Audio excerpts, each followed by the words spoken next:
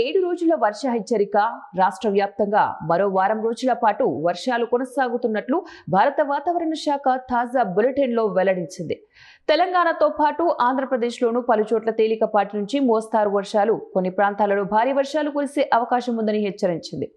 ఉరుములు, మెరుపులు గంటకు 30 నుంచి 50 కిలోమీటర్ల వేగంతో ఈదురు గాలులు వీచే అవకాశం ఉందన్న ప్రజలు అప్రమత్తంగా ఉండాలని సూచించింది. భారత వాతావరణ శాఖ హైదరాబాద్ కేంద్రం 2026 జూన్ 26 రాత్రి 8:30 విడుదల చేసిన 7 రోజుల వాతావరణ బులెటిన్ ప్రకారం జూన్ 26 నుంచి రాత్రి జూన్ 27 ఉదయం వరకు తెలంగాణలోని చాలా ప్రాంతాల్లో తేలికపాటి నుంచి మోస్తారు వర్షాలు కురిసే అవకాశం ఉంది.